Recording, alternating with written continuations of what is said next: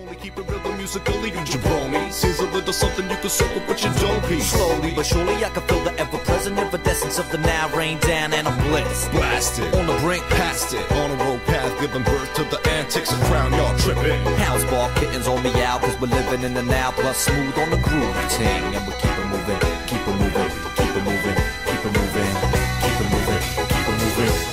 Don't look back, live a little, don't look back. Keep the ball rolling, the moment is golden and pure love. Salut, c'est Shaman de Ludovox et donc nous sommes toujours à PEL pour cette édition 2016. Je suis avec Cyril Blondel, bonjour. Bonjour. Tu es donc auteur et éditeur chez Flip Flap et là on a devant nous un prototype Eternity dont tu es l'auteur également et qui va sortir chez BlackRock. J'ai tout bon ? C'est tout bon presque, alors je suis co-auteur parce que je suis co-auteur avec Jim Dradva. Voilà, c'est effectivement un jeu de pli qui va sortir normalement si tout va bien 1er octobre pour SN. Voilà, c'est ce qui est prévu. D'accord. Ok, alors est-ce que tu peux nous parler déjà un petit peu de toi en fait, nous expliquer un petit peu, parce que donc tu as une société d'édition qui s'appelle Flip Flap, tu disais un petit peu hors caméra que c'était basé sur un concept, est-ce que tu peux nous parler un peu de toi, parce que je pense qu'on n'a jamais fait d'interview avec toi, donc ça peut intéresser les gens de savoir. Ok, alors donc je suis effectivement rentré dans le monde du jeu depuis 2009 en tant qu'auteur, avec des premiers jeux édités par Cocktail Game, initialement, voilà, qui sert un peu de porte d'entrée à pas mal de jeunes auteurs. Et puis en 2013, j'avais conçu une petite série de jeux qui fonctionnaient toujours sur le principe de l'utilisation de l'interaction du recto-verso, que j'ai proposé à pas mal d'éditeurs. Et en fait, suite à une rencontre avec BlackRock, qui est distributeur, il m'a dit « Nous, on va te les distribuer, on cherche une gamme de petits jeux ». Donc je me suis lancé dans l'édition en 2013. Et donc aujourd'hui, là, j'arrive à 7 jeux, donc chez Flip Flap Édition. Je signe maintenant aussi d'autres auteurs qui se sont mis à utiliser ce concept un petit peu serré. Et depuis, je suis un peu sorti de la distribution classique chez BlackRock pour devenir un peu laboratoire ludique. Et ce qui fait que je fais un peu antichambre, je teste beaucoup les jeux sur les festivals, j'édite des petites séries. Et donc après je revends pas mal les licences, notamment à Cocktail Game, puisqu'on est pas mal dans ce type de jeu. Et donc la Cocktail Game va ressortir pile poil les têtes de linotte qui va devenir Tropico aussi, donc soit fin 2016, début 2017. Donc voilà, et ça me permet d'avoir un positionnement, de dénicher un peu des petits jeux, de faire une première production, de les régler pendant 1 ou 2 ans, de les produire, de les montrer. Et voilà, et en parallèle, je travaille aussi plus précisément maintenant avec BlackRock, ce qui explique aussi des rapprochements sur ce jeu-là notamment. À partir de quel moment dans tout ce parcours, tu t'es dit vraiment que tu allais faire ça de manière pro ? Est-ce que c'est dès le départ en 2009 ou c'est plutôt en 2013 Non, au début en 2009, je voulais être auteur à succès, tu vois, tout bêtement.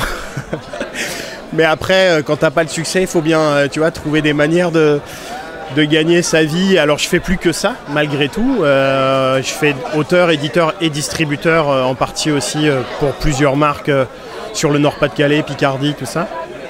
Et donc du coup aujourd'hui je vis du jeu, à force d'être sur les festivals, voilà, on rencontre, on essaye de saisir les opportunités et puis de couvrir l'ensemble des activités, c'est assez formateur aussi.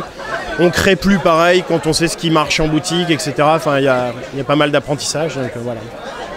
Alors, ce projet-là, Eternity, donc là c'est une version prototype, mais c'est quand même relativement avancé, parce que là on a les illustrations définitives, c'est ça ? C'est ça, illustration de Virginie Rapia, donc son premier jeu, illustratrice de talent, qui travaille encore pas mal à l'acrylique, à l'ancienne, etc. Donc ouais, un très beau jeu. À quel moment ça s'est lancé ? Tu m'as parlé, tu as mentionné le prix Ludix, tu as mentionné un co-auteur également. Comment ça s'est fait l'histoire de ce jeu ? Alors l'histoire c'est que donc avec Jim j'ai déjà créé un jeu dans la gamme Flip Flap Edition qui s'appelle Moi Président. Et on a fait déjà plusieurs jeux dans des concours. On avait remporté plusieurs prix à Ludix notamment, voilà, ensemble. Et un jour on était dans une chambre d'hôtel et on se dit quel est le jeu auquel tu joues le plus dans ta vie, et tous les deux on s'est rendu compte que c'était la belote coinchée sur nos téléphones. Et donc du coup on s'est dit là j'ai mon caméraman qui sourit là. Qui sourit, c'est un fan. Eh ben, donc tu devrais t'y retrouver. Et donc on s'est vraiment dit qu'est-ce qu'on peut faire comme jeu pour retrouver les sensations de la belote coinchée.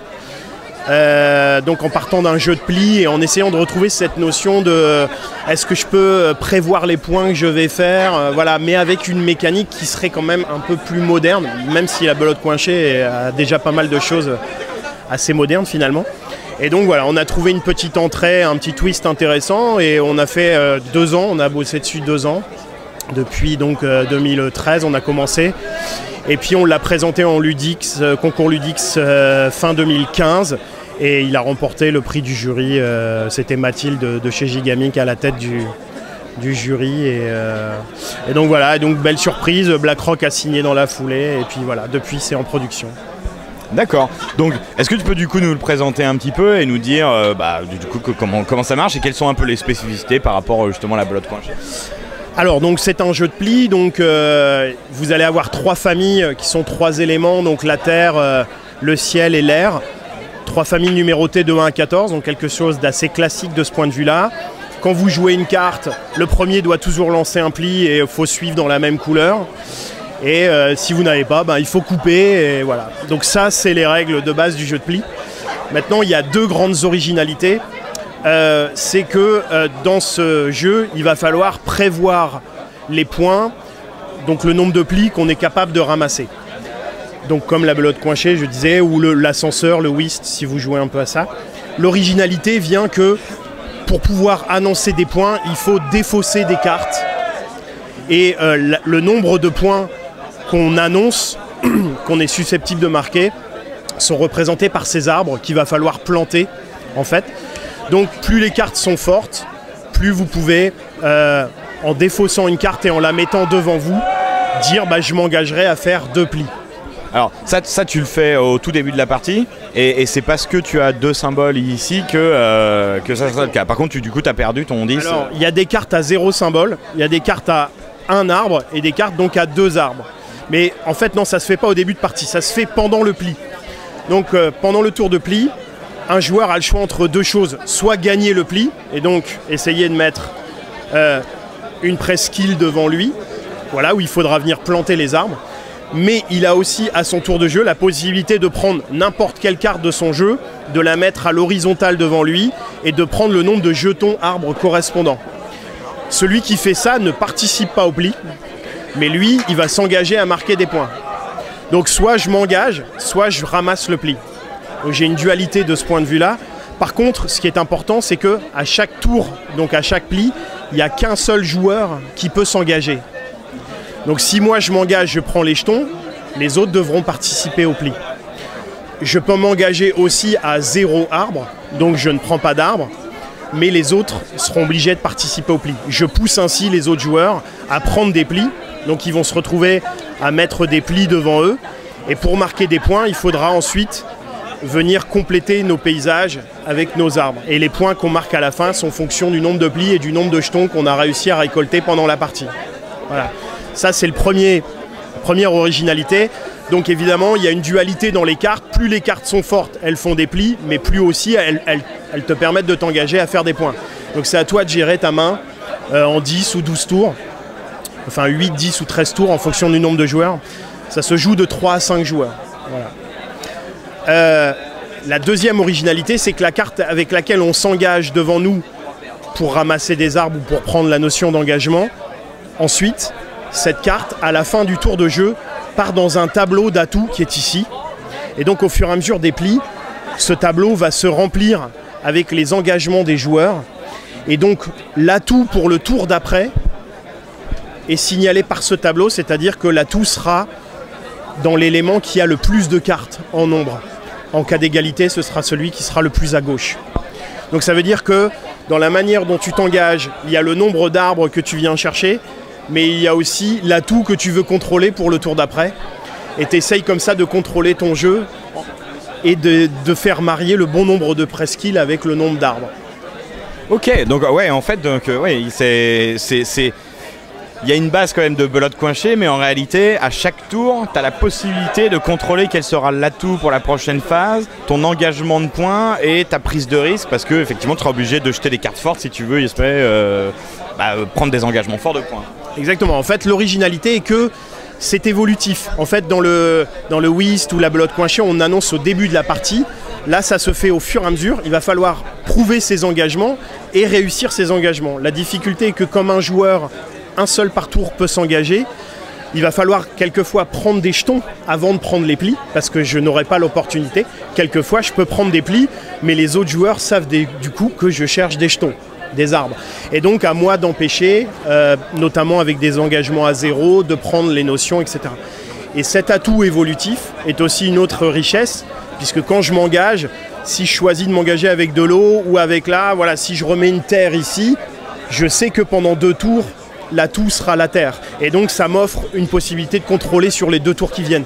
Mais pendant ce temps-là, les autres joueurs vont essayer de déséquilibrer et peut-être revenir ici, renverser. Et donc à la fin de partie, je serai peut-être moins dans le contrôle. Et donc voilà, et j'essaye comme ça, il y a des mini-coalitions qui vont se faire. Ouais, parce que de base, sinon, c'est pas un jeu en équipe. Ah non, c'est chacun pour soi, et bien chacun pour soi. Alors juste une petite question, juste petite subtilité, mais en gros, si jamais tu récupères des jetons et que t'as pas les emplacements parce que t'as pas pris de pli, qu'est-ce qui se passe? Ils dégagent ou ils peuvent rester en attente? Alors, une fois que tous les plis ont été joués, c'est là que va se faire le scoring. On va regarder l'adéquation que tu as réussi à faire entre le nombre d'arbres que tu as réussi à planter et le nombre d'arbres éventuellement que tu aurais laissé seul, ou éventuellement le nombre de plis que tu aurais laissé seul. Si tu as fait un nombre de plis supérieur à un nombre d'arbres, tu gagnes tes arbres. D'accord. Ils sont plantés, donc tu n'es pas puni par les déesses des éléments. Donc tu gagneras ici un arbre, ce sera 1 point. D'accord. Si par contre, tu t'es engagé et que tu as laissé des arbres morts, à ce moment-là, tu fais 0. C'est rien. Donc du coup, c'est là où la notion d'engagement est assez complexe parce qu'il faut prendre des risques, mais avec le risque de faire 0. Et le coup parfait, évidemment, l'adéquation entre ton nombre d'arbres et ton nombre de presqu'îles, où tu as réussi à planter les arbres comme il fallait. Et à ce moment-là, tu marques le nombre d'arbres, donc ici 2, et comme on le voit sur le tableau de score, ça se joue en 3 manches, et à chaque fois que tu fais un coup parfait, à la première manche, tu marques 2 points supplémentaires, 4 et 6. Ce qui te laisse aussi, au fur et à mesure des manches, la possibilité de revenir si tu as foiré ta première, parce qu'au début, la prise en main est un peu particulière. Donc du coup, quand, la durée de partie, c'est combien? Et est-ce que tu parles des 3 manches à la suite quand tu dis...